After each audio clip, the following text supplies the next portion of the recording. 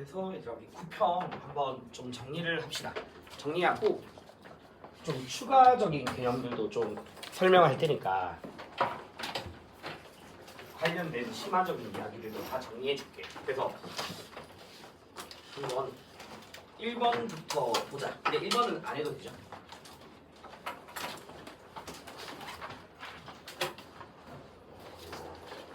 그래서 1번에서 얘들아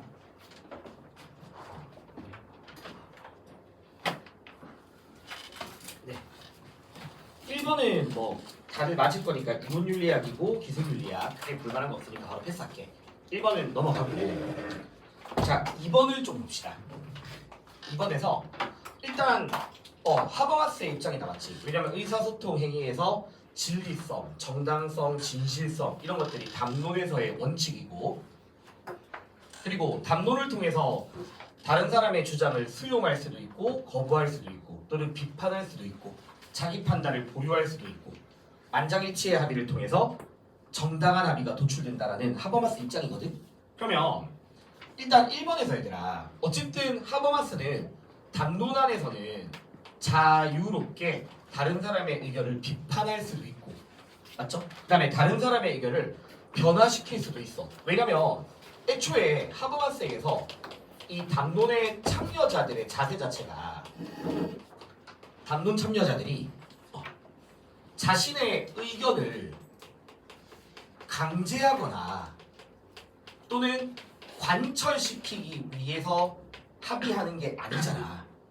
맞죠? 의견을 강제하거나 막 관철하려는 게 아니라 서로 간에 합의 또는 조정 또는 타인의 의견을 수용 그러니까 이런 것들이 담론 참여자들의 자세이기 때문에 나도 나의 의견을 수정할 수 있고 다른 사람의 의견도 합의를 통해서 수정될 수 있는 거지.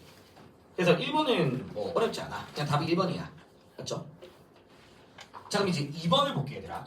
2번은 왜 말이 안 되냐면 담론을 통해서 합의를 통해 진실성이 도출되는 게 아니라 진실성 자체가 담론 내에서의 지켜야 될 원칙 중에 하나인 거지.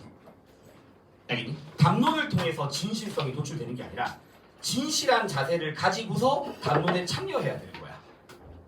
그리고 발언의 진실성이라는 게 뭐냐면 얘들아 거짓 또는 거짓이거나 숨김없이 자신의 입장을 드러내는 게 진실성이거든.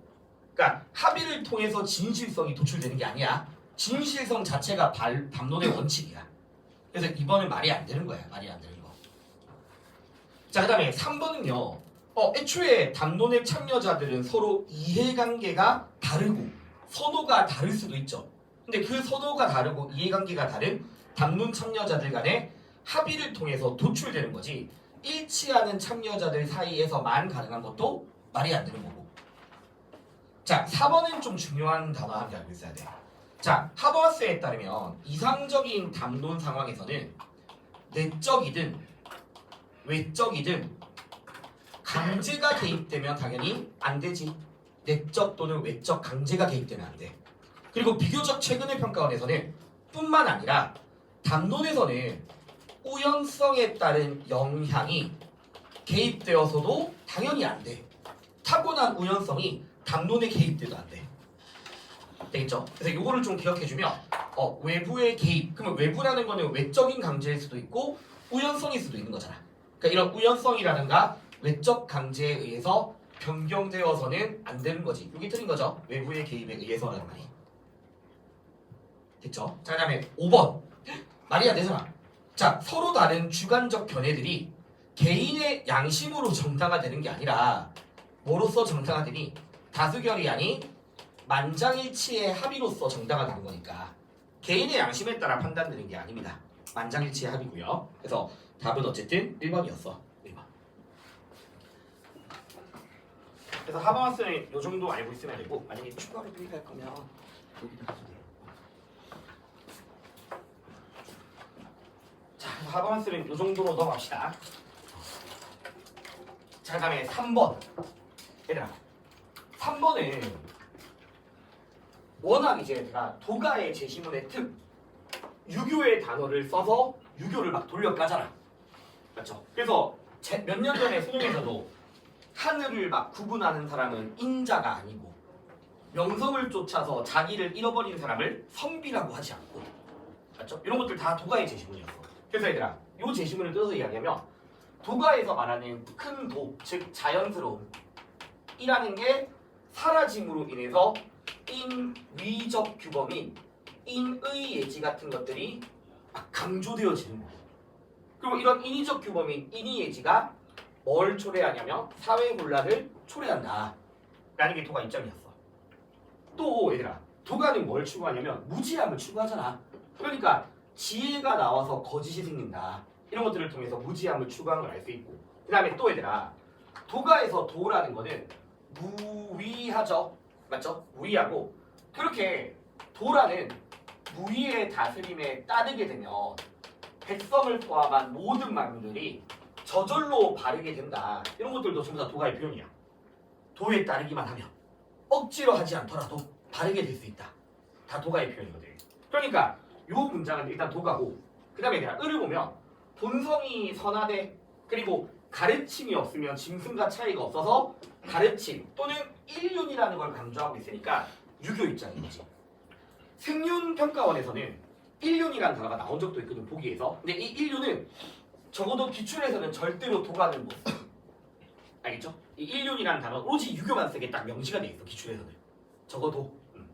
그래서 요거는 일단 당시에 풀었을 때는 맹자로 풀어도 전혀 문제 안 돼. 사실 정확하게 말하면 맹자글은 아니지만 그냥 맹자로 풀어도 전혀 문제 안 돼. 알겠죠? 그리고 교육과정상 어차피 이 동양윤리 파트에서는 공자 아니면 맹자밖에 안 나오니까 그냥 맹자로 풀어도 돼. 알겠죠? 자, 그러면 맹자라고 하고 바로 보기 볼게. 자, 1번 보자 얘들아. 삼강 오륜의 도를 통해서 도덕 공동체를 완성하는 것은 너무 쉽죠? 유교 입장이다, 맞지? 그래서 도가에서는 삼강 오륜과 같은 일륜을 추구하지 않아. 알겠죠? 자, 2번은 너무 불교고, 지혜를 버리고 소박하고 순박한 본성이자 덕을 실현하자라고 했으니까 이 전체 문장은 도가 입장이다, 맞지? 무위의 도에 따른다. 그 다음에 4번, 본성을 함량한데, 그래서 이게 한자는 양성, 본성을 기른다. 얘들아, 맹자라 가져가자. 자, 맹자는요, 본 마음을 보존해야 돼. 존심, 마음을 보존. 알겠죠? 마음을 보존해야 되고, 본성을 뭐 하는 게 필요하다? 기르는 게 필요하다, 맞지? 그래서 측은 소, 사양, 시비와 같은 도덕적 마음을 잘 보존하고 사덕과 같은 본성을 길러야 돼. 알겠죠? 존심 양성을 통해서 인의를 실현할 수 있어야 되고, 인의를 실현해야 되고. 자, 그 다음에 5번에서 얘들아, 봐봐. 물론 이 한자는 재물이야. 이 한자는 재물인데, 재물이라는 단어는 도가에서 쓰는 거잖아. 모든 만물을 평등하게 바라보는 재물. 알겠죠? 그런데 이 재물을 빼고 있잖아. 만물을 차별하지 않고 평등하게까지만 해놓고, 이거 가능한 게 도가 가능하고 불교 가능합니다. 알겠죠? 도가랑 불교는 모든 만물을 평등하게 해. 내가 아마 동양윤리에서 필기해 줬을 건데, 적어도 누구는 절대 아니야, 유교는 아니야. 알겠죠? 유교가 모든 만물을 평등하게 대하진 않아. 왜냐면 나름대로 유교는 이 만물 안에서의 위계가 존재하거든. 알겠죠? 그래서 유교 아니고 도가 불교니까 일단 5번은 유교 입장에서 틀린 말인 거지. 그렇죠? 그래서 동양윤리도 뭐 아직까지는 뭐 크게 어렵진 않았었어. 일단. 자, 그 다음에 얘들아 4번 봅시다. 자, 4번. 자, 우리 서양윤리에서는 칸트, 공리주의, 맥킨타이어 또는 아리스토텔레스 이런 사람들이 나오는데, 일단 여기서 보니까 공동체 안에서 자신의 정체성이 발견된다. 그래서 맥킨타이어라는 사람은 인간의 의무, 도덕적 출발점 이런 것들이 내가 속한 공동체에서 비롯되는 거잖아. 맞죠? 주변 관계 이런 거에서. 그래서 공동체주의자인 맥킨타이어 입장이고, 그 다음에 이건 누가 봐도 칸트죠. 특히 중요한 단어, 도덕적 가치를 가지려면 반드시 뭐에서 비롯되어야만 한다? 의무에서 비롯되어야만 해. 그럼 일단 이게 칸트란 말이야. 근데 내용하기 전에 칸트 관련된 추가 개념들을 좀 정리해 줄게. 이걸 몇 번 했던 건데, 첫 번째, 자, 그 요즘에 내가 여러 가지 이런 거 봤을 거야. 요즘에 이게 원래 윤사에서는 보기로 몇 번 출제가 됐어. 보기에서 몇 번 출제가 됐고 생윤에서는 제시문으로 계속 나오는 표현들이 있거든. 제시문으로. 일단 이거 뭐 했죠?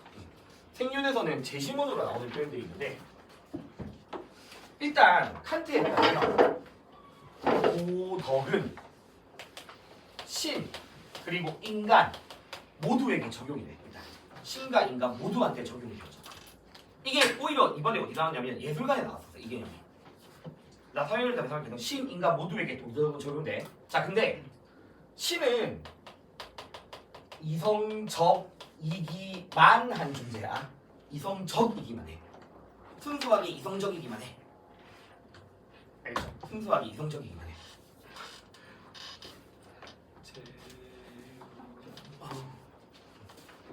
순수하게 이성적이기만 하고 자, 그 다음에 인간은요 이성도 가지고 있지만 동시에 경향성, 본능, 욕구 이런 것들을 가지고 있는 존재야. 그리고 인간은 이 경향성 때문에 뭐 할 수 있는 악을 행할 수 있는 가능성도 가지고 있어. 그래서 인간이 완벽하진 않아. 맞죠? 인간의 이성은 완벽하지만 인간이라는 존재 자체가 완벽하진 않다고. 그래서 인간은 유한한 존재라고 표현을 해. 계속 칸트는. 그러면 도덕은 신, 인간 모두에게 적용되지만 그 도덕이 의무이자 강제인 건 누구한테만 해야 된다고? 인간한테만 해야 된다고. 도덕이 의무이고 강제가 되어지는 거예요. 왜냐면 신은 자기 본성대로 하는 게 선이야. 신은 절대선이기 때문에. 근데 인간은 유한한 존재이기 때문에 의무이고 강요이고 강제인데 추가해볼게 얘들아. 그럼 여기서 말하는 강요는 외적 강제니 내적 강제니? 내적 강제지. 내가 스스로 옳다고 여기고 따르는 거잖아. 알겠죠? 이건 내적 강제야. 그럼 이렇게 자기 스스로가 옳다고 여기고 자기 스스로를 강제하기 때문에 칸트는 인간을 무슨 적이라고 부르는 존재? 자율적 존재라고 불러. 칸트가 말하는 자율성이란 자기 강제야.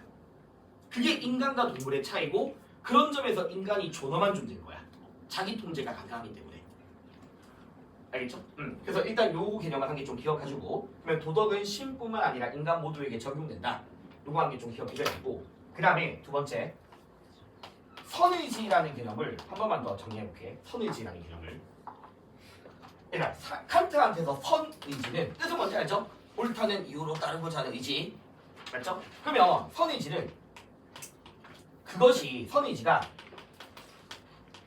성취한 것으로부터 찍어라. 성취한 것으로부터 가치가 있는지 아니면 의욕함 그 자체에서 가치가 있는지 둘 중의 차이. 이거 되게 제시문 잘 나와. 선의지의 선은 그 선의지가 성취한 것으로부터 가치가 있는 거니 그렇게 마음먹은 것 자체에서 가치가 있는 거니 마음먹은 것 자체에서 가치가 있는 거지. 알겠죠? 선의지는 그 자체로서 선한 거야. 그 자체로서. 그래서 성취한 것으로부터 가치가 있다는 틀렸고 알겠죠? 마음먹은 것, 의욕하고자 하는 것, 욕구하는 것 그 자체에서 가치가 있는 거고요. 자, 그 다음에 하나만 더. 작년 수능에 나왔던 작년 수능에 제시문에서 충분히 보기로 나올 만한 게 하나 있어. 그래서 너희가 기출을 좀 많이 풀고 하다 보면 익숙해지는 건데 봐봐. 칸트에게서 선의지라는 건 이미 주어진 거야. 그럼 이미 주어진 거니까 가르쳐질 필요는 있다 없다. 제시문 그대로야. 가르쳐질 필요는 없어. 알겠죠? 가르쳐질 필요가 없어. 이미 주어진 거니까. 대신에 계속 선의지를 따르고자 해야 될 거 아니야. 맞죠? 그러니까 개발될 필요는 있다 없다. 개발될 필요는 있다. 알겠죠? 그래서 작년 수능에 딱 제시문에서 선의지는 가르쳐질 필요는 없으나 개발될 필요만 있다. 이렇게 제시문으로 나왔었어. 그래서 이 정도는 이제 추가 개념으로 다시 기억해야 돼. 알겠죠? 기억하고 자 이제 보기 한번 볼게 얘들아. 자 1번은 왜 안 되냐? 그러니까 뭔가 근거가 딱 다 떠올려야 돼. 1번이 안 되는 이유는 맥킨타이어라는 사람에게서 우리가 갖춰야 될 덕 또는 품성이라는 것을 자기가 속한 자신들이 속한 해당 공동체의 역사, 관행, 전통으로부터 비롯된다라고 보는 사람이거든. 알겠죠? 그러면 공동체마다 역사나 전통이나 문화들이 다 다르잖아. 다 다른 거니까 맥킨타이어는 덕이라는 것도 보편적이기보다는 오히려 더 뭐하다? 상대적인 거고 특수한 것이다. 요게 맥킨타이어 입장이라고 얘들아. 그래서 현대 철학인 맥킨타이어의 덕윤리나 또는 배려윤리 같은 것들은 보편적인 윤리를 추구하지 않아. 시대와 장소를 초월해서 공통으로 나타나는 보편적 도덕보다는 특수하면서도 상대적인 도덕을 더 강조한다고 해요. 특수하면서 상대적 도덕을. 그래서 이거를 좀 떠올려야 돼. 그러니까 모든 공동체에 적용 가능한 행위 이런 건 쓸 수 없는 거야. 맥킨타이어한테. 그래서 1번은 이런 개념이야. 그러니까 너희가 봐봐. 이해를 보면 처음에 맥킨타이어라는 철학이 왜 등장했는가? 기존의 칸트나 공리주의 같은 근대 철학들은 너무 보편적인 윤리만 강조해. 그러니까 뭘 무시하니? 공동체의 전통, 공동체의 역사를 무시하잖아. 알겠죠? 그래서 맥킨타이어는 공동체의 성격에 맞는 덕에 대해서 이야기를 했던 거고요. 그래서 1번은 맥킨타이어 쪽에서 틀렸다 맞지? 그리고 맥킨타이어는 공동체주의자니까 당연히 2번은 답이 아니다. 2번은 답이야. 자, 근데 이제 3번, 4번을 좀 더 해볼게. 얘들아, 칸트는 다시 준칙이라는 거는 개인의 규칙이야. 개인. 맞죠? 근데 그 개인의 준칙이 보편화되어진다면, 맞죠? 보편화되어진다면 그때는 도덕 법칙이 되는 거니까 도덕적 행위가 될 수도 있어. 맞죠? 될 수도 있어. 근데 만약에 보편화되지 않는다면 당연히 뭐 될 수 없니? 될 수 없잖아. 맞죠? 준칙이 보편화되어지냐 되지 않냐에 따라서 도덕적 행위가 될 수도 있고 안 될 수도 있는 거야. 여기까지 되겠니 얘들아? 자, 근데 추가할게 얘들아. 이거 봐봐. 그러면 제가 작년인가 6평에 한번 나왔던 표현인데 칸트에 따르면 이 의지의 준칙, 다시 의지의 준칙이 한번 적어봐. 자율성, 그래서 적어봐. 자율적 의지와 필연성이 조화를 이룬다면 일단 요것도 평가원 제시문이야. 자율적 의지의 준칙이 필연성과 조화를 이룬다면, 알겠죠? 자율적 의지와 필연성이 조화를 이룬다면 그때는 전적으로 뭐가 되냐? 선한 의지가 되어진다. 요 표현을 하면서 4번이랑 같이 연결해줄게. 일단 요 표현을 좀 익숙해져 봐봐. 자율적 의지와 필연성이 조화를 이룰 때 그때는 그건 전적으로 선한 의지래. 이게 뭔 얘기냐면, 자, 아까도 너희가 이야기했듯이 칸트라는 사람은 어떤 행위가 도덕적이려면 반드시 의무로부터 비롯돼야만 하죠. 맞죠? 그럼 너희가 알고 있는 봐봐. 의무로부터 비롯된 행위야. 행위의 동기가 의무로부터 비롯됐어. 그러면 이게 나의 의무니까, 즉 자기 스스로를 뭐 하는 거니? 강제하는 거라고. 이게 나의 의무니까 그게 자기 강제야. 그럼 아까 제가 자기 강제라는 것을 무슨 성이라고 했냐? 자율성이라고 했잖아. 이게 자율적 의지야. 알겠죠? 자, 그 다음에 의무로부터 만약에 비롯되잖아. 예를 들어서 내가 성실한 것이 나의 의무니까 라는 동기에서 비롯되면 무조건 성실하게 행동해. 무조건 의무에 일치해. 100%야 100%. 성실한 것이 나의 의무니까 라는 동기에서 비롯된다면 이거는 무조건 성실할 수밖에 없다고. 예외 없이. 그래서 칸트는 이것만 되면 도덕적인 거야. 이것만 되면. 알겠죠? 그럼 다시 의무로부터 비롯되어지면 이거는 필연적, 즉 100%야. 필연적으로 뭐에 일치한다? 의무에 일치한다. 그러면 자율성과 필연성이 조화를 이룬다면 그때의 의지는 전적으로 무슨 의지가 된다? 선한 의지가 되는 거잖아. 이 말이 뭐야? 이게 전적으로 선한 의지야. 여기까지 이해되겠니 얘들아? 그래서 칸트 입장에서 그럼 쟤 봐봐. 그러면 4번 볼게. 자, 어떤 행위가 의무의 일치 부합할 수 있어? 어떤 행위가 의무에 일치해. 근데 의무에 일치하는 모든 행위가 도덕적일 수밖에 없다는 틀리거든. 왜냐면 내가 만약에 너희들 많이 썼던 얘기잖아. 내가 돈 벌고 싶어. 돈 벌고 싶다. 경향성에서 비롯된 거야. 어떤 행위의 동기가. 돈을 벌고자 하는 경향성에서 비롯되었을 때도 의무의 일치는 가능하잖아. 돈을 많이 벌고 싶어서 성실하게 행동할 수 있다고. 알겠죠? 돈을 많이 벌고 싶어서 성실하게 행동할 수 있지만 이거는 당연히 칸트한테서 도덕 아니잖아. 의무에 일치하더라도. 맞죠? 왜? 봐봐. 내가 돈을 많이 벌고 싶었어. 물론 성실하게 행동할 수도 있죠. 그런데 내가 성실하게 행동하지 않고 사기치고 막 거짓말할 수도 있는 거잖아. 돈을 많이 벌고 싶은 욕구에서 비롯되면.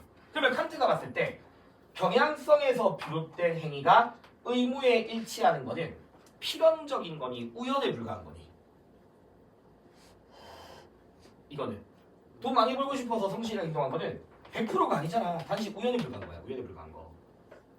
알겠죠? 그래서 칸트에게서 도덕은 필연적이어야 되고 필연적이기 위해서라면 반드시 행위의 동기가 뭐에서 비롯돼야 된다? 의무에서 비롯돼야만 해.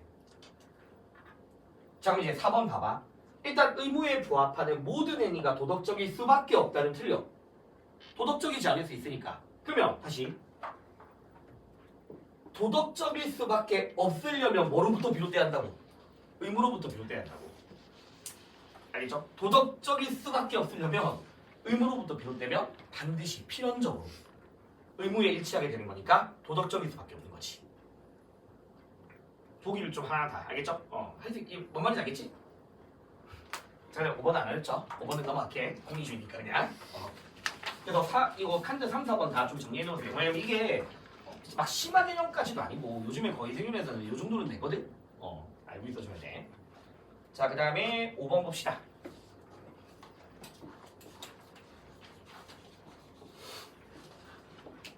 이거 다음 주에 지금 조별들이 싹 다 정리하고 있거든? 다음 주에 다시 자료를 드릴게요. 자, 일단 5번 보자. 갑하기 전에 요거 한번 볼까 얘들아. 정의는 만인의 행복에 영향을 미치는 방식을 말할 뿐이다. 요거랑 비슷한 거 거의 비슷하게 한 2년 전인가에 평가원에 한번 나왔어. 형벌 파트에서 칸트랑 공리주의 벤담으로 같이 나왔어. 근데 이제 그러면 저 말은 야 행복이 목적인 거잖아. 정의는 행복을 위한 것 이 말인 거잖아. 그러니까 칸트는 안 되고 벤담은 되는 거지. 알겠죠? 공리주의자는 행복이 목적인 거니까.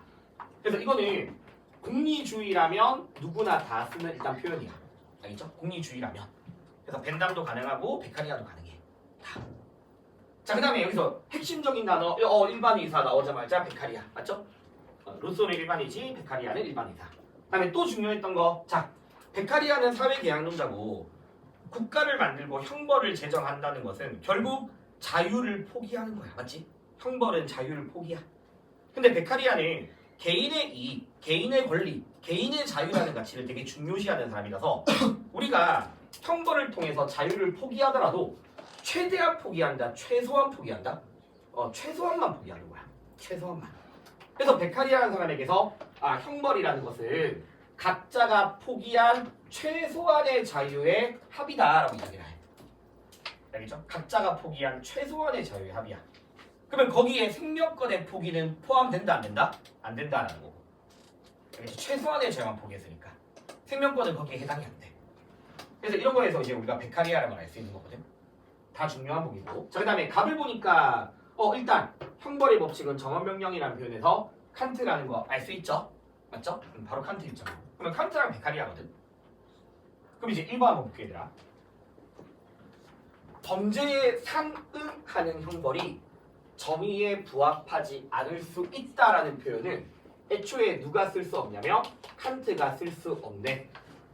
맞죠? 왜냐면 칸트는 범죄에 상응하는 형벌이라는 거는 결국 무슨 성을 말하는 거니? 동등성, 동일모복했다는 걸 말하는 거고. 그러면 동등성에 부합하는데 부정의할 수 있니? 말이 안 되는 거잖아. 알겠죠? 동등성의 원리에 따르는 게 정의로운 거니까. 그러면 상응하는데 부합하지 않을 수 있다는 칸트 입장에서 틀린 거죠. 바로. 그래서 1번은 칸트가 쓸 수 없는 표현이라서 답이 안 되는 거고. 그 다음에 2번 보자. 얘들아 2번 하기 전에 이거 한번 이야기해보자.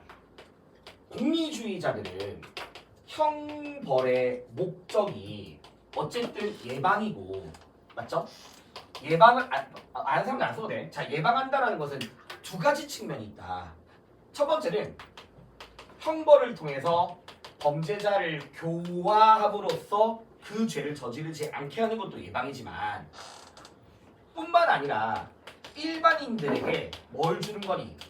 두려움을 줘서 저 행동을 하지 않도록 하는 것도 공리주의가 말하는 예방이고, 그래서 몇 번 공리주의에서 보기로 많이 나왔던 게 범죄랑 무관한 일반인들에게 공포심을 주어야 하는가? 주어야 돼. 그래야지 예방되는 거니까. 알겠죠? 그래서 일반인들이 봤을 때 야, 적보를 보고서 저러면 안 되겠다 이 얘기니? 그런 것들이 공리주의가 말하는 일반인들에 대한 두려움이고 통제야. 그럼 한 번만 더. 그러면 공리주의자는 형벌을 통해 통제하고자 하는 대상을 범죄자로만 한정되니? 아니죠. 누구도 일반인들도 통제 대상이 되는 거야. 일반인도. 알겠죠? 자, 그럼 이제 다시 보자. 정의에 반하는, 자 일단 공리주의 입장에서 정의는 공공선이야. 공익이야. 그러면 정의에 반하는 개인의 욕망, 다시 말하면 사회적, 그냥 안 적어도 돼. 사회적 해악을 초래하게 하는 이 말이잖아. 사회적 해악을 초래하게 하는 개인의 욕망은 형벌로서 억제한다. 누구에 대한 거니? 일반인들에 대한 거잖아. 일반인들에 대한 거. 알겠죠? 일반인들에게 사회적 해악을 초래하게 하는 개인의 욕망, 알겠죠? 을 형벌로서 억제해야지. 일반인들한테 두려움을 주기 위해서. 되겠니? 정의에 반하는 개인의 욕망, 사회적 해악을 초래할 수 있는 개인의 욕망. 되겠죠? 그래서 일반인들에게 두려움이 되는 거고. 자, 그러면 같은 말이죠? 결국 두려움을 주어야지 정의에 부합한다라는 것도 공리주의 입장에서 맞는 말이네. 맞죠? 두려움을 줘야지 부합한다. 이거를 좀 잘못 생각하는지. 공리주의가 일반인들에게 두려움만 주면 정의롭지 않지 않냐? 당연하지. 범죄자 교화돼야지. 근데 지금 저기서 말하는 거는 시민에게만 이게 아니야. 저거 없이는 정의 안 됨 이 뜻이야. 알겠죠? 그래서 일반인들에게 두려움 주지 않으면 정의 안 된다 이 말인 거니까 당연히 공리주의 입장에서 두려움을 줘야만 합니다. 비슷한 표현으로 얘들아, 너희 옛날에 내건 봐봐. 내건이 쾌고가 있어야만 도덕적 지위를 갖는다. 맞는 말이라고. 쾌고 없이 안 되잖아. 쾌고가 있어야만 도덕적 지위를 가질 수 있으니까. 되겠죠? 그래서 3번은 공리주의 입장에서 맞는 말이고, 자, 그 다음에 4번은 얘들아, 이것도 기출이야. 자, 다시 보자. 공리주의자 입장에서 범죄의 경중은 의도는 절대 고려 대상이 아니야. 알겠죠? 의도는 중요하지 않아. 자, 다시 우리 작년에 싱어가 해외 원조에서 어떤 얘기 했었냐? 공리를 증진하지 않더라도 원조가 전체 행복에 기여할 수 있는가? 맞는 말이야. 그리고 올해 수학 이거 한번 이야기했었거든. 해외 원조에서 어떤 의도냐가 중요하지 않아. 한 개 중요해. 한 거. 그래서 왜 막 그랬잖아. 내가 자기 과실을 위한 원조도 결과적으로 뭐 할 수 있다? 전체 행복에 기여할 수 있어. 자, 실제로 그러면 이제 공리주의는 범죄의 경중은 의도가 아니라 뭐에 비례해야 되니? 그 행위가 초래한 사회적 해악에 비례해야지. 알겠죠? 사회적 해악에 비례해서 형벌의 경중이 이루어져야 되는 거야. 공익에 반하는 정도 또는 사회적 해악에 비례하는 거지 의도는 중요하지 않습니다. 그리고 베카리아의 범죄와 형벌이라는 책에서 딱 명시해. 베카리아는 의도가 왜 중요하지 않은가? 좋은 의도라도 나쁜 결과 초래할 수 있고 나쁜 의도라도 좋은 결과를 초래할 수 있으니까 의도가 중요한 것이 아니라 실제로 그 해악을 비추어봐서 판단해야 된다. 알겠죠? 그래서 의도에 따라 판단되면 베카리아 입장이 아닌 거고요. 그 다음에 5번 기본 내용. 얘들아, 공리주의자들에게서 형벌의 비례성 아는 사람들 안 써도 돼. 형벌의 비례성. 부등호 3개, 부등호 2개 있는 거 기억나야 되는데 공리주의가 말하는 형벌의 적당함 부등호 2개. 범죄가 가져다 주는 이익보다는, 맞죠? 범죄 이익보다는 뭐 더 커야 되니? 형벌의 해악이 또는 고통이 더 커야 되죠. 맞죠? 범죄의 이익보다는 커야 돼. 형벌의 고통이.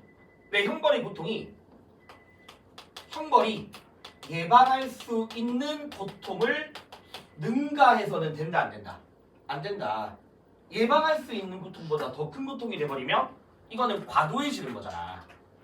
알겠죠? 과도해지는 거니까 예방할 해악을 능가하지 않도록 해야 되는 거야. 예방할 해악을 능가하지 않도록. 그럼 요거 기억하면 5번은 공리주의자 입장에서 예방하기에 충분한 정도를 능가하게 되면 너무 과도해지는 거지. 맞죠? 너무 과도해지는 거고. 자, 추가하자 또 얘들아. 계속. 그러면 공리주의가 봤을 때 범죄를 예방할 수 있을 만큼의 충분한 정도가 능가돼 버리면 어떤 일이 생길까? 즉 과도한 고통이면 어떤 일이 생기니? 공리주의 세상에서 예방할 수 있는 것보다 더 큰 고통이야. 그럼 어떤 일이 생기냐면 오히려 범죄가 더 증가할 수도 있다. 알겠죠? 왜냐면 형벌의 고통이 너무 과도하면 자기가 저지른 죄를 덮으려고 할 거 아니야. 덮으려고 할 거니까 더 무리수를 둔다고. 더 나쁜 행동을 해서 이걸 덮으려고 한단 말이야. 그래서 오히려 범죄가 더 증가할 수 있다라는 게 올해 뭐 연계로 나온 표현이고. 잔혹한 형벌은 오히려 범죄를 더 증가시킬 수 있다고.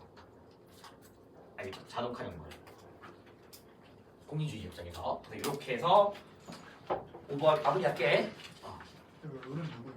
은 백할이야. 아까 그다음에 6번은요.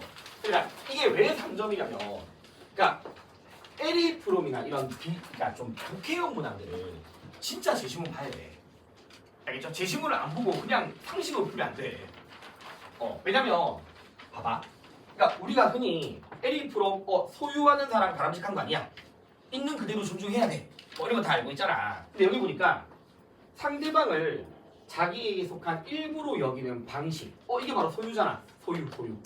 소유하려고 하는 거잖아. 의 합의. 이것도 합의는 합의이다. 알겠죠? 이것도 합의는 합의인데 저 합의는 어떤 합의이다? 미성숙한 사람이다.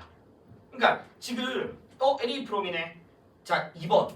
상대를 소유하는 방식으로는 어떠한 합의도 불가능하다. 틀렸잖아. 소유하고자 하는 것도 합의는 합의니까. 이해되겠니 얘들아? 그래서 2번이 틀린 말인 거지. 2번 체크하는 애들이 꽤 많더라고.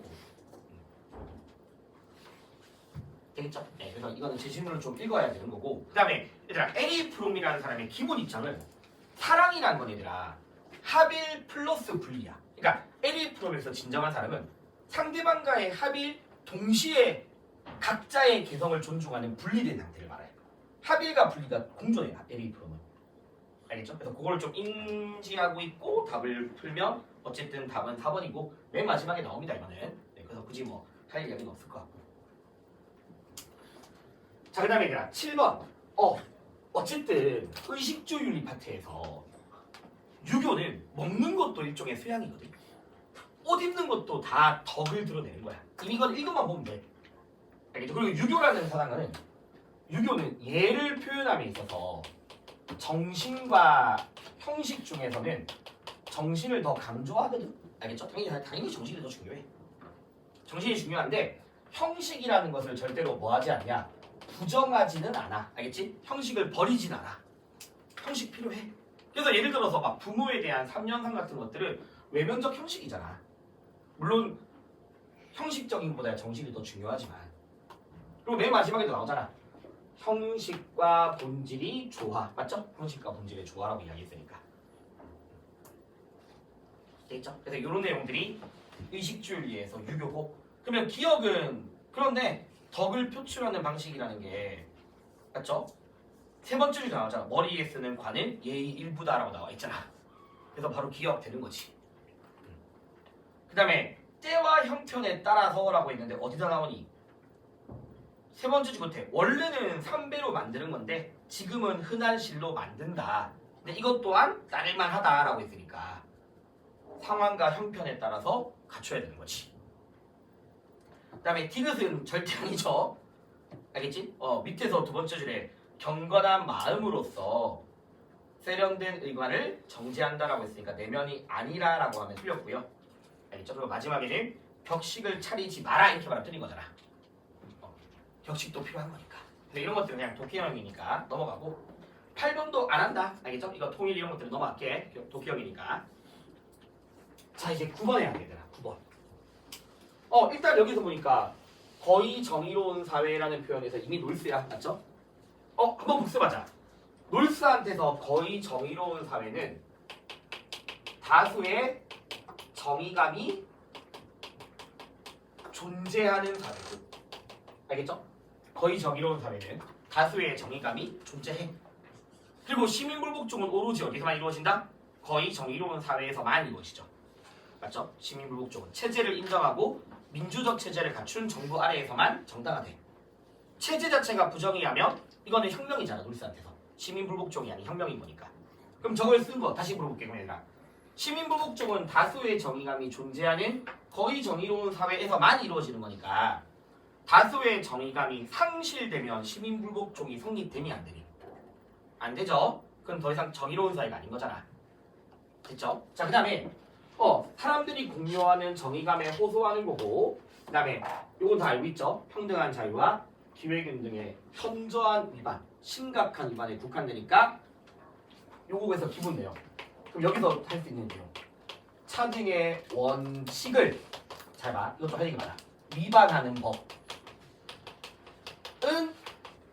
불복종의 대상이 된다 안 된다? 안 되죠. 맞죠? 차등의 원칙을 위반하는 법은 불복종의 대상이 아니었어.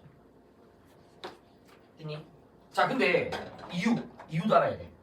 차등의 원칙을 위반 여부 자체가 왜 대상이 안 됩니까? 알겠죠? 왜 대상이 되지 않냐라고 하면 놀스에 따르면 차등의 원칙을 위반하는지 여부는 사람들마다 의견에 좀 차이가 있대. 왜냐면 애초에 차등의 원칙이라는 것 자체가 최소 수혜자를 좀 대상으로 하잖아. 그렇죠? 그래서 위반 여부가 불확실하다.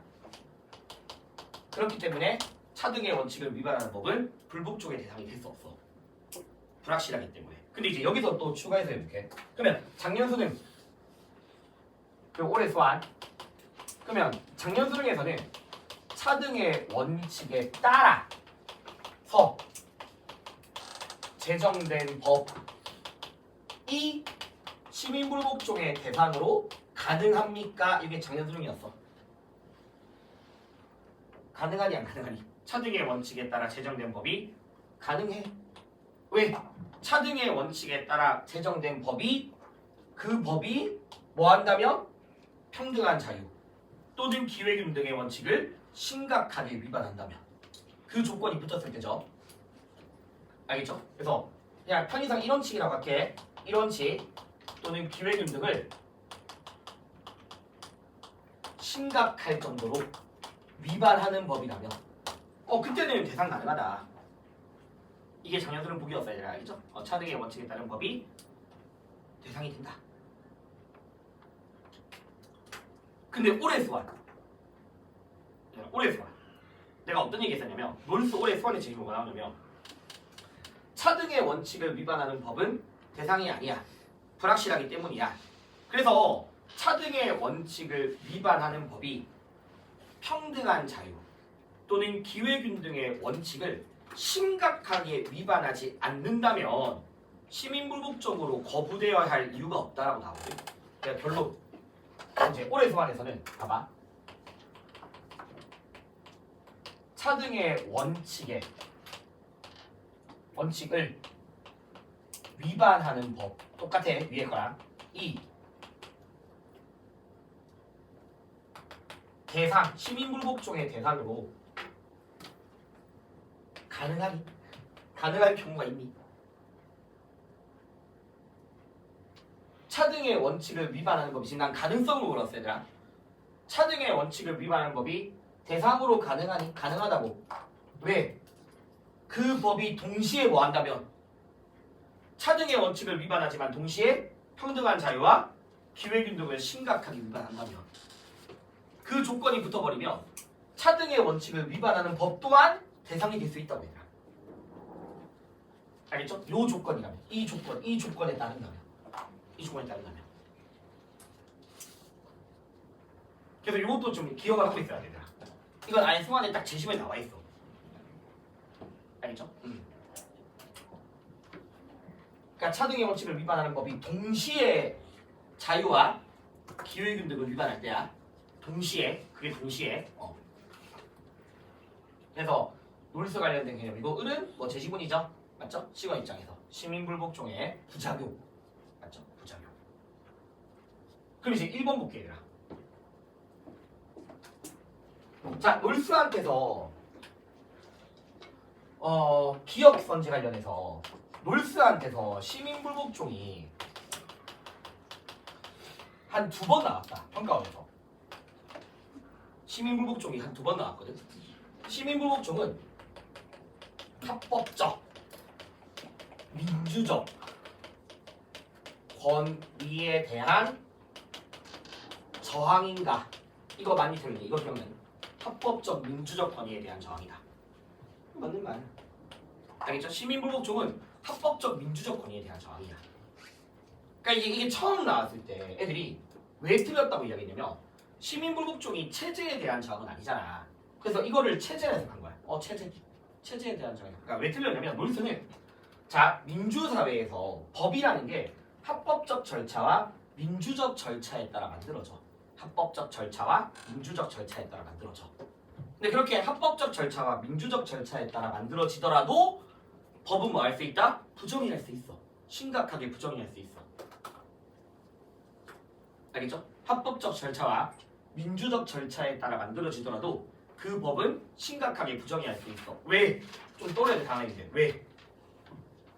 합법적 절차와 민주적 절차에 따라 만들어졌는데 왜 그 법이 부정의할 수 있니? 심각할 정도로. 자, 놀수는 현실적인 법을 제정하는 절차는 완전한 절차적 정의야, 불완전한 절차적 정의야. 불완전한 절차적 정의야. 불완전한 절차적 정의. 맞잖아. 법이라는 게 막 그 제정되는 절차가 완벽하게 정의롭지 않잖아. 현실적인 불완전한 절차라고. 그러다 보니까 어쩔 수 없는 결함이 존재하고 어쩔 수 없는 결함으로부터 부정의가 발생할 수 있다고. 아무리 합법적 민주적 절차에 따라 만들어지더라도. 알겠죠? 그래서 그렇게 해서 만들어진 법에 대한 저항이다라고 해서 이게 놀수식 표현이야. 이게 예전의 기출에 한번 뭐가 있어요? 그럼 이제 응용해볼게. 예전 기출에 보기에 뭐가 있었냐면 봐봐. 민주적 권위에 맞서는 모든 저항은 체제 안정을 해친다. 아니죠.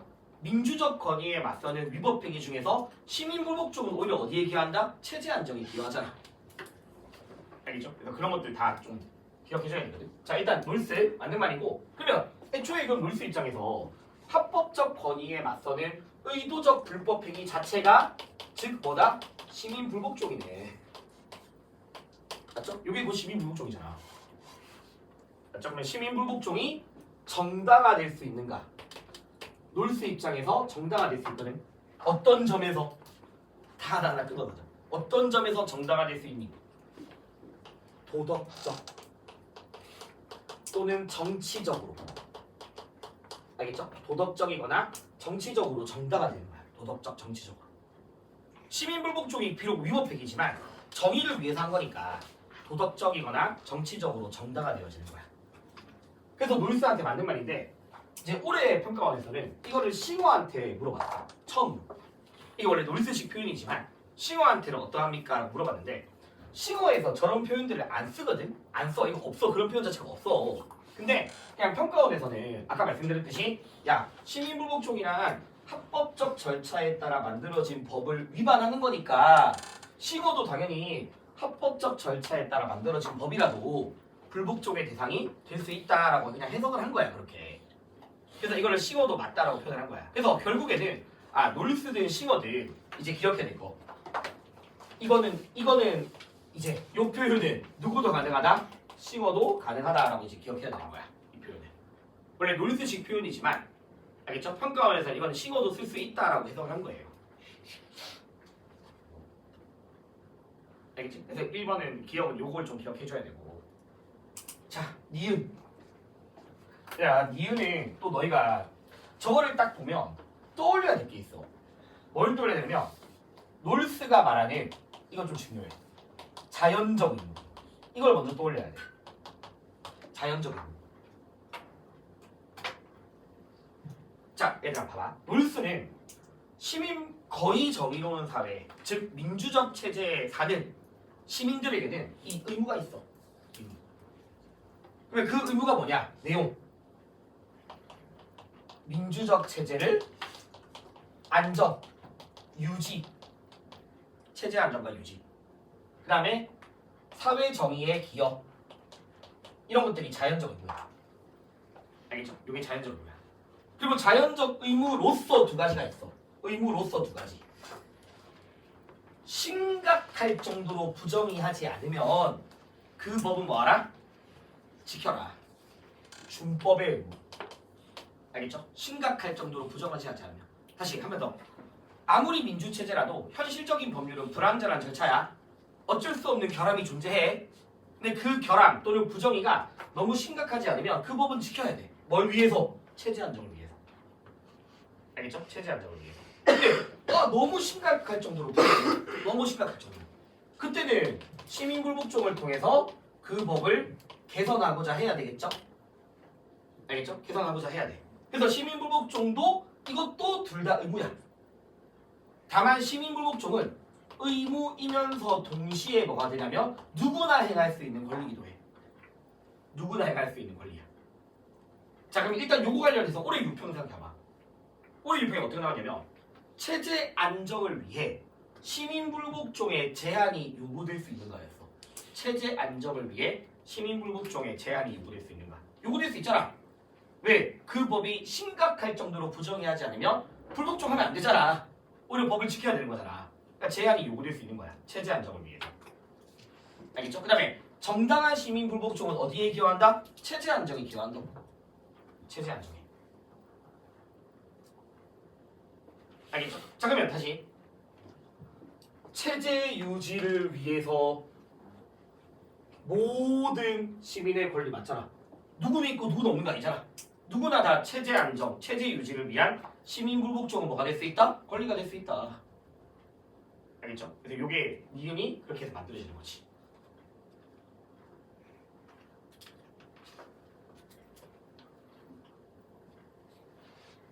그 다음에 디귿 봐봐.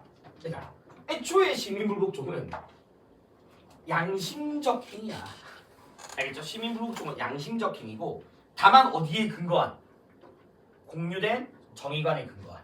공유된 정의관에 근거한 양심적 신념의 표현이야. 양심적 신념의 표현. 그래서 양심적 행위이기 때문에 양심에 부합하는 이란 말은 충분히 쓸 수 있는 거지. 양심에 부합. 근데 이게 만약에 양심의 근거가 되면 돼, 안 돼? 그건 절대 안 돼. 반드시 공유된 정의관에 근거해야 되는 거지. 양심의 근거가 아니고, 알겠죠? 양심에 부합은 된다. 양심적 행위이기 때문에. 근데 디귿도 한 번만 더 기억해야 될 게 있어. 이게 작년 수능이랑 올해 수능에서 되게 강조하는 게 있거든. 자, 내가 봐봐. 시민불복종은 양심적 행위는 맞아. 어디에 근거한? 공유된 정의관에 근거한. 양심적 행위야. 알겠죠? 양심적 행위인데 모든 양심적 거부가 곧 시민불복종이다 라고 하면 이거는 되니 안 되니? 이건 절대 안 돼. 알겠죠? 모든 양심적 거부가 시민불복종은 아니라고. 왜냐면 놀스라는 사람은 시민불복종과 양심적 거부를 구분하거든. 왜냐면 양심적 거부 중에서는 개인의 양심에 근거한 행위도 있다고 얘들아. 맞죠? 개인의 양심에 근거한 행위라면 이 양심적 거부는 뭐가 아니다? 시민불복종이 아니잖아. 알겠니 얘들아? 양심적 거부 이꼴 시민불복종 하면 안 되는 거고. 되니? 예.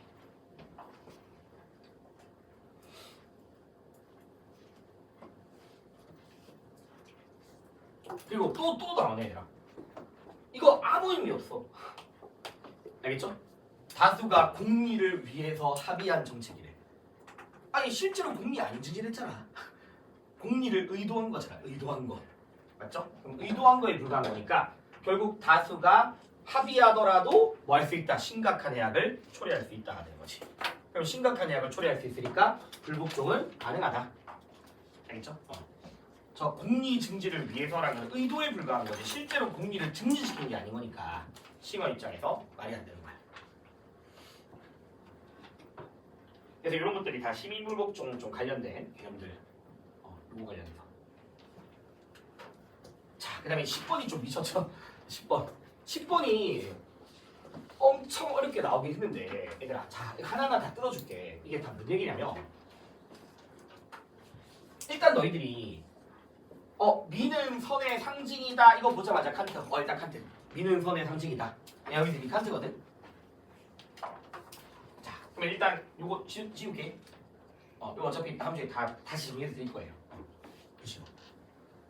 자, 봐. 그러니까 너희가 일단 칸트 관련해서 일단 요거 하기 전에 기본 개념들을 한번 하고 가자. 요거랑 관련돼. 자, 칸트는 미와 선은 완전 다른 영역.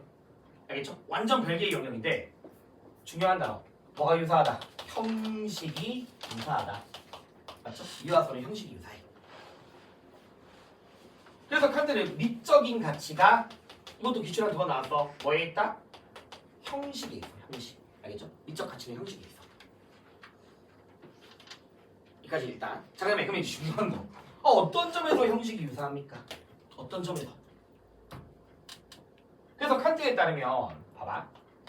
미적인 판단 그리고 도덕 판단은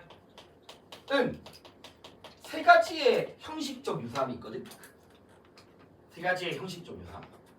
이게 첫 번째가 사실 되게 중요한데 도덕 판단이든 미적 판단이든 다 뭐 될 수 있냐면 보편화될 수 있다라는 거. 일단 보편화된다라는 점.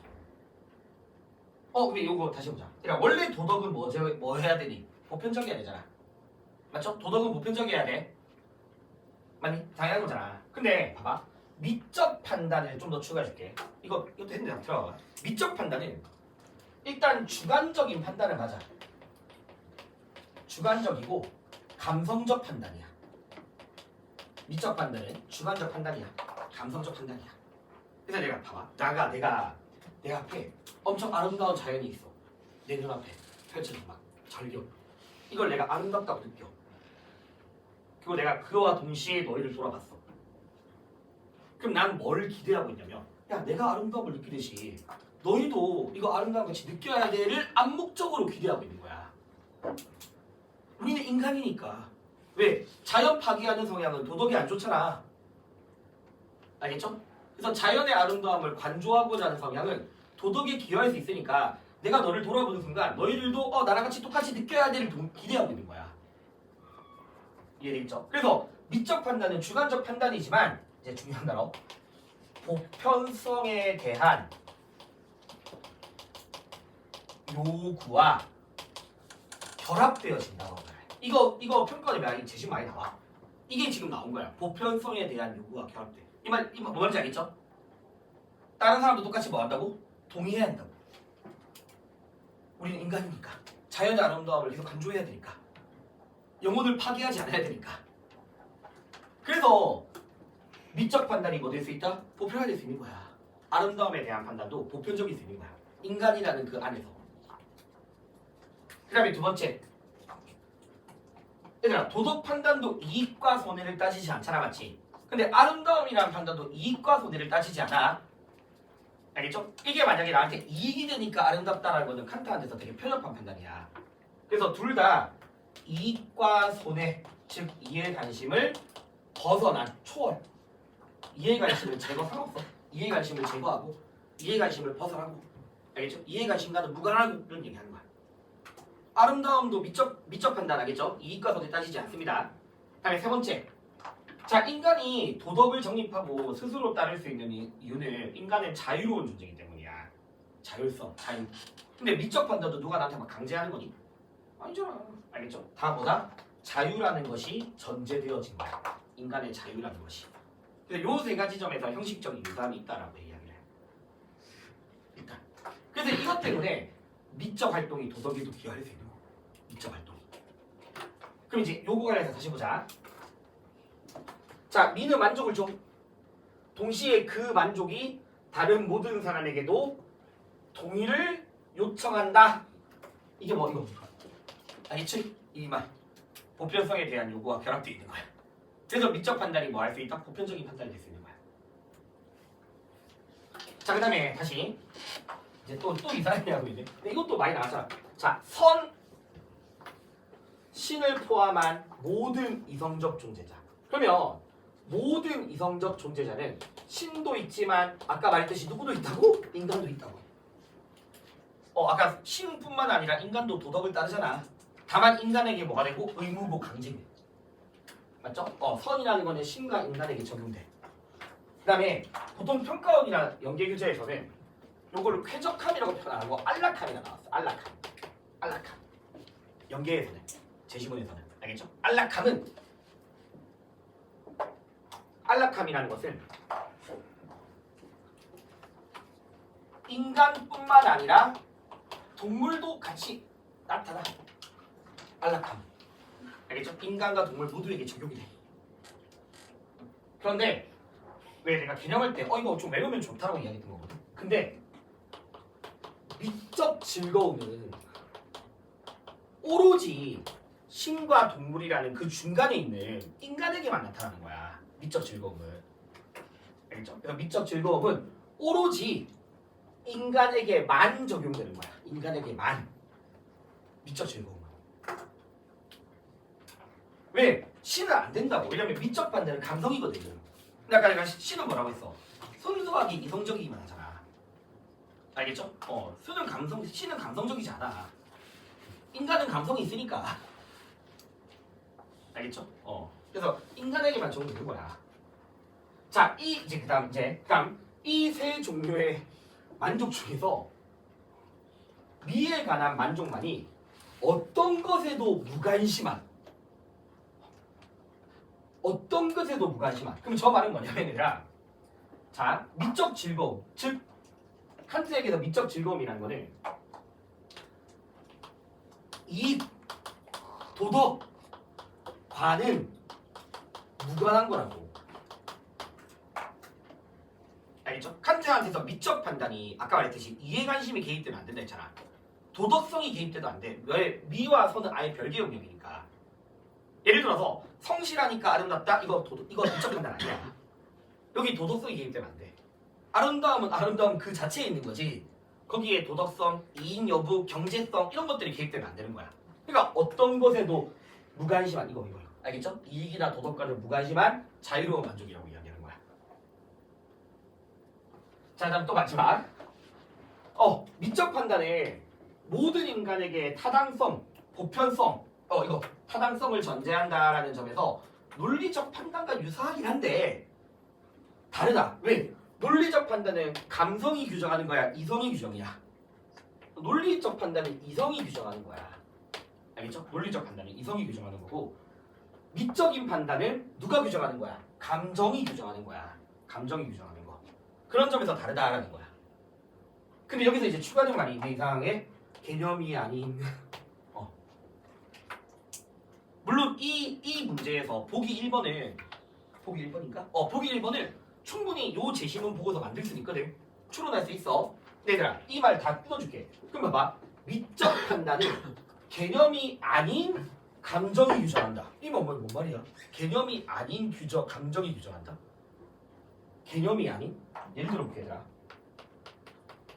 꽃이 아름답다라는 판단. 알겠죠? 꽃은 아름답다라고 판단할 수 있죠. 감정으로. 근데 그 과정에서 이 꽃의 원산지, 어떤 종자인지, 어떤 계절에 피는지 그런 거 따져? 안 따진다고. 알겠죠? 그게 뭐야? 개념 없이야. 그러니까 이런 것들을 고려하지 않는다고, 이런 것들을. 알겠죠? 그래서 꽃이 가지는 기능, 꽃이 가지는 이 꽃의 원산지, 이 꽃이 어떻게 피어난지 그런 거 안 따진다고. 그런 거 안 따지고 그냥 감성적 아름다움으로 판단되는 거야. 개념 없이. 이까지 되긴 얘들아. 그래서 요 말이 이제 칸트 입장인 거고. 그래서 일단 다 뜯어놨으니까 다 받아야 돼. 그 정도는. 그럼 이제 기억. 개념 없이도 뭐가 될 수 있다? 보편적 만족을 일으킬 수 있다. 알겠죠? 개념 없이도 보편적 만족이 이루어진다. 옆에 적어놔. 어떻게? 옆에 어떻게 보편적만 내가 아까 한장 너 아름답네 너희를 돌아봤어 그것만으로 보편적이야? 그건 아니야. 어떻게 되네? 물론 난 너희한테 기대하거든. 너희도 똑같이 그 아름다움을 가져야 한다고? 어떻게? 감정의 공유. 알겠죠? 감정의 공유를 통해서 보편적 만족을 일으킬 수 있는 거야. 감정의 전달과 감정의 공유를 통해서 보편적 만족이 이루어져.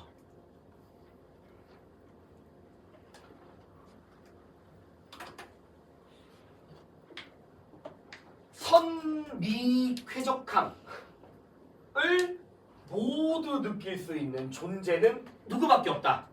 인간밖에 없다. 이걸 다 느낄 수 있는 건 인간밖에 없지.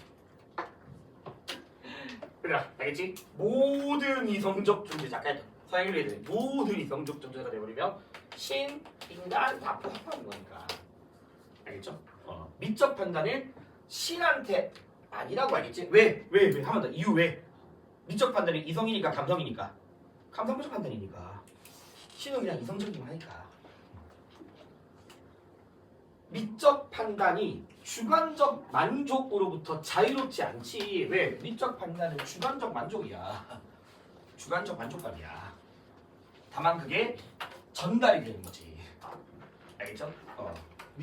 주관적 만족으로 자유롭지 않다고. 자유로운 게 아니야. 주관적 만족으로부터 비롯되는 거야. 주관적 만족에서.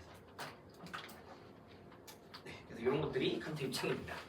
그 다음에 조금만 더 하고 끝났다 할게. 11번. 자, 11번은 좀 말할 게 있어요. 그 5개념, 그러니까 좀 틀린 애들이, 그러니까 해설을 좀 이상하게 하는 애들이 있어서 5번에 물어보는 애들이 있더라고. 5번 봐봐. 이거부터 할게. 롤스잖아, 맞지? 롤스. 그래서 무지의 배일안에서 개인들이 자신이 선을 추구할 수 있는 존재다라는 것을 알고 있어. 알겠죠? 일단 모르지 않아. 그러면 이게 언제 나왔냐면 작년 3월 합평에 나온 북이야. 작년 3월 합평에. 그래서 롤스의 작년 3월 합평에서는 모두가 자신에게 자신의 좋음 또는 이익, 알겠죠? 자신에게 해당되는 좋음 또는 이익을 추구할 수 있는 존재. 너희 이렇게 알고 있는 기본 개념 있잖아. 가상 공간에서 개인들은 누구나 다 자신에게 이익이 되는 것을 추구하고자 한다. 맞죠? 이익을 추구할 수 있는, 이익을 우선적으로 추구할 수 있는, 자기에게 좋음을 무엇인지를 우선적으로 추구할 수 있다. 그 말인 거야. 그래서 이건 이미 가정되어 있는 거지. 인간은 누구나 자기에게 좋음에 대해서 추구할 수 있다. 그 이제 이거를 어떤 애들한테 이걸 그러니까 정의감이라는 단어한테 물어보는 적이 있더라고. 자, 일단 작년 수능에서 롤스는 가상 공간에서 개인들은 정의감을 가지고 있어. 근데 정의감이 뭐냐? 적어도 합의한 것은 따르고자 한다. 알겠죠? 합의된 것을 따르고자 해. 그래서 작년 수능에서 서로 무관심하지만 알겠죠? 서로 무관심하지만 정의감을 가지고 합의된 것을 따르기 때문에 서로에 대한 뭐는 전제되어 있니? 신뢰라는 건 전제되어 있어. 신뢰. 알겠죠? 신뢰라는 건 전제되어 있어. 근데 저거는 정의감을 말하는 게 아니에요. 누군가 정의감으로 생각하면 안 돼요. 안 돼. 저건 정의감을 관련 없어. 알겠죠? 저기서 말하는 선이란 좋음, 이익, 자기에게 이익이 되는 것이 무엇인지 이거를 고려하는 존재다라는 거야. 그래서 5번은 그렇게 알면 쓰면 되고, 그 다음에 4번 얘들아. 자, 우리 너무 봐봐. 순수 절차적 정의를 정확하게 줄게. 결과를 판단하는 독립적 기준은 있다 없다? 결과를 판단하는 독립적 기준은 없어. 이거 내가 얘들아 막 피자 자르기 막 이런 거 했던 이야기야. 도박할 때 했던 이야기. 도박은 이 결과적으로 이 사람이 몇 개를 가져야 한다라는 공정한 기준이 없잖아. 하지만 뭔 존재하니? 공정한 절차만 존재하는 게 일단 순수 절차거든. 맞죠? 결과를 판단하는 공정한 기준이 없더라도 공정한 절차는 존재하고 그 공정한 절차만으로도 알겠죠? 공정한 절차만으로도 결과에 대한 기준이 없더라도 결과의 공정함을 보장해 주는 거잖아. 알겠지? 순수 절차정의란 결과에 대한 독립적 기준이 없더라도 그 결과가 공정함을 정당화시켜 주는 거야. 공정한 절차가. 알겠죠? 그래서 다시 말하면 순수 절차적 정의는 그 결과가 정의로운지를 판단하는 기준은 있다 없다? 기준은 없어. 그 기준이 있는 건 아니야. 알겠죠? 그런데 그 결과의 정의로움을 판단할 근거는 바로 뭐다? 그게 공정한 절차라고. 알겠죠? 기준과 근거의 차이야. 독립적 기준이 별도로 존재하진 않지만, 알겠죠? 그 결과가 정의로움을 보장할 수 있는 근거가 이거다. 공정한 절차다. 라고 해야 되는 거지. 그래서 저 4번도 만약에 순수 절차 정의는 분배 결과가 정의로운지를 판단하는 기준이 있다라고 하면 틀려. 저거 틀린 말이야. 3번은 너희가 얘들아 놀스한테서 정의의 원칙의 1차적 주제라고 하면 머릿속에 좀 그러니까 기준을 많이 풀어봐야 돼. 정의의 원칙의 1차적 주제하면 딱 떠오르는 문장들이 있어야 돼. 원래. 그래야지 답을 바로 체크할 수 있어. 놀스한테서 정의의 원칙의 1차적 주제는 뭐냐면 사회 기본 구조 또는 체제의 바탕이 되어지는 원칙이고, 그리고 그 아래에서 개인들이 권리라던가 의무를 부여받는다. 요게 몇 번 제시문도 있었고 보기로도 한번 나왔던 거야. 정의의 1차적 주제는 체제의 바탕이 되어져서 개인들에게 권리랑 의무를 부여하는 방식이다. 이렇게 나왔어. 그러니까 원초적 합의의 원초적 입장에서 기본 구조의 원칙을 뭐한다? 합의하잖아. 이게 정의 원칙이잖아. 알겠죠? 이게 정의 원칙입니다.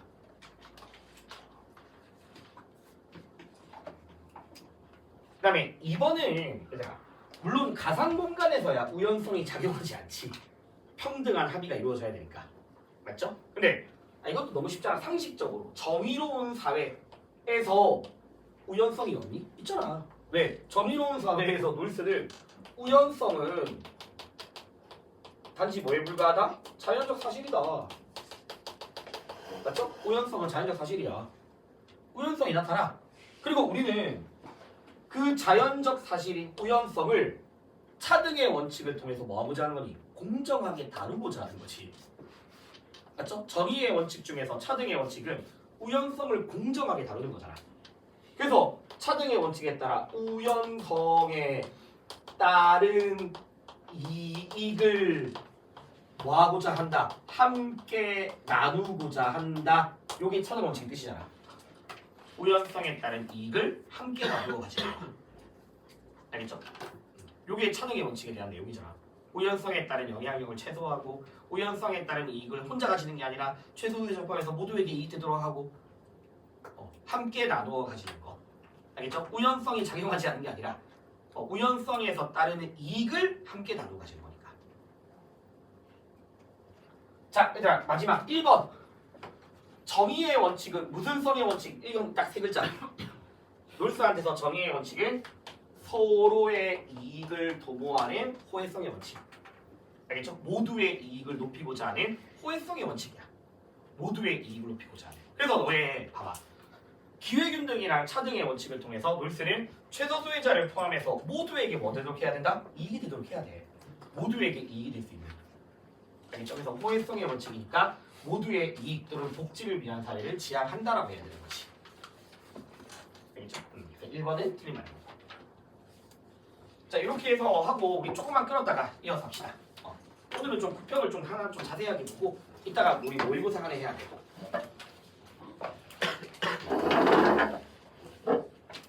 한번 끊었다 할게.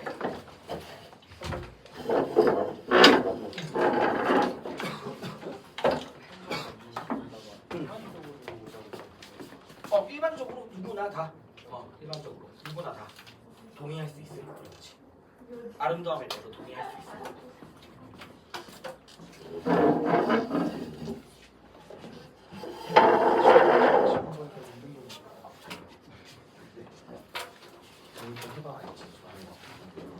필기 안 해도 이해는 계속 해야 돼.